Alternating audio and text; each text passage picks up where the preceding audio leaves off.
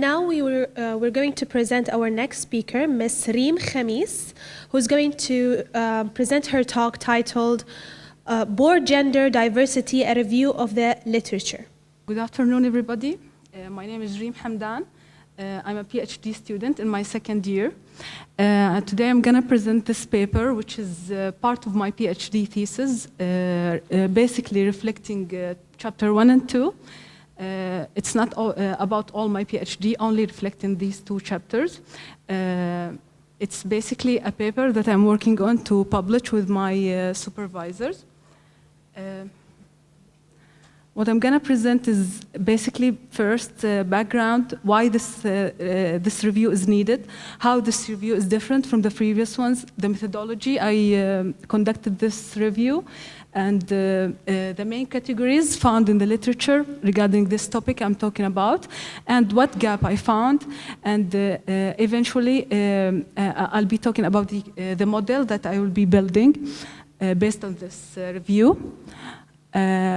First of all, board gender diversity is a topic that has been on the agenda for many political parties, basically governments, and on the strategic plans for many corporations around the world. We have many countries that imposed the board gender quota, basically like Norway, which was the first one to do that in 2003. And in 2003, followed by many European countries, mainly like Italy, Spain. Among the region, we have Malaysia and UAE, which is the United Arab Emirates, that imposed a gender-promoting quota for SMEs in 2012. This topic is multidisciplinary in its nature. It includes too many knowledge branches, mainly finance, management, psychology, law, and many other branches. Why this review is needed? Basically because we have inconclusive evidence among the literature, and we have a huge amount of studies that did not reach a conclusive evidence regarding the relation between board gender diversity and performance. And how this review is different from the previous ones, mainly because we included a large number of studies from different perspectives, from many disciplinaries, to better understand and capture variables that would affect our relation. So the methodology of this literature review, we aimed to gather articles from top journals, basically ranked 4 stars and 3 stars.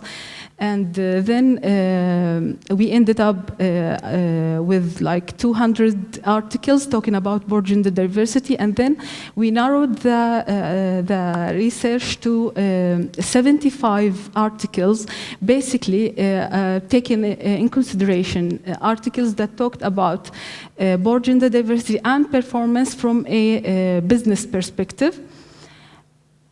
We raised main questions to understand this phenomena, mainly why does board gender diversity affect firm outcomes, and how would board gender diversity affect firm outcomes. So we classified the studies that we gathered, and then we ended up with 4 categories. First one is gender diversity and organizational environment, basically talking about how females would interact in a team and how their psychological attributes would affect their decision taking, eventually affecting the board decision taking process. At the end, this will affect the performance of a company. Second category was gender diversity, firm performance, and value creation. Why would board members or female board members would create value?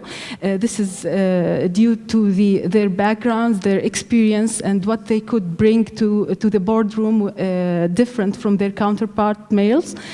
And the third category was gender diversity and governance. How would gender diversity, board gender diversity, affect the governance of the firm, and why it would enhance it or affect it by otherwise? And the fourth category was gender diversity, policies, socioeconomics, and cultural attributes. As females, as part of societies and an important part of the societies, so we need to look how their societies interact with them, especially in their presence in leadership positions like board seats. So we found a gap in the literature which is basically found in emerging markets, which is a female presence among boards create value on a firm level. However, in the market performance or the market reaction toward this presence was negatively associated with the presence of females. So this is a gap we would like to cover, and we believe that the socioeconomic factors and the sociopolitical factors would interact with it and affect it.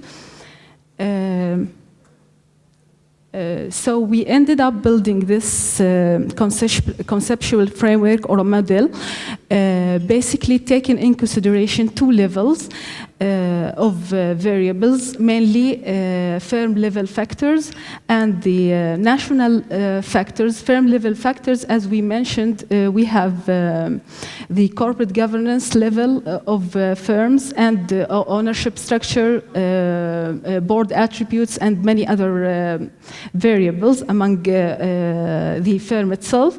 And the national level factors, mainly the external factors, as we can name them, mainly the socio-political factors and the economic factors. By the socio-political factors, we mean the female representation in politics, and if there is any initiatives from the governing elites to enhance the role of females in their societies or in politics or in board seats as well.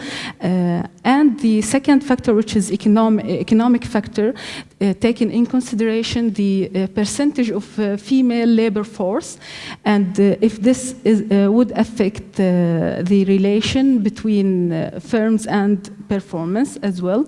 So I would like to conclude this by saying that if we want to handle the relation between board gender diversity and performance, we need to look at certain levels or many levels, basically the firm level factors and the national factors, which I refer to external factors that would affect this interaction. And that's it. Thank you. Any questions? You're analysing the effect or the numbers or the proportion of females on boards. What's your basic hypothesis? Why are you doing this research? Basically, nowadays, many countries, especially in the region, GCC countries, are taking consideration into revise their laws into empowering females. And I'm hoping by the end of this research, I would clarify like a recommendation for policymakers how to include women and the benefits of including women economically. And this is my end goal. like designing a policy that would fit females into board positions without hurting the performance of corporations, as seen in other emerging markets that have a cultural or anything misconception regarding females, and they react negatively towards their positioning in leadership positions like politics or even board seat positions. Yes. Have you seen any of the literature on the 2008 financial crisis regarding this point? Some of the research clearly suggests that the Western banks that committed the worst failures, the worst crimes, if you like, were completely dominated by men at board level, and the banks that made the least mistakes had female members on their board. Yeah, this is a core issue in my research, that females are seen like more ethical, and they have certain attributes that they overcome on, they are better than their counterparts, females. Especially business has been dominated by males for a long time. So this is one core issue of my research, and as I'm arguing in my research, that females would enhance independence and governance in the corporations where they nominated as board members.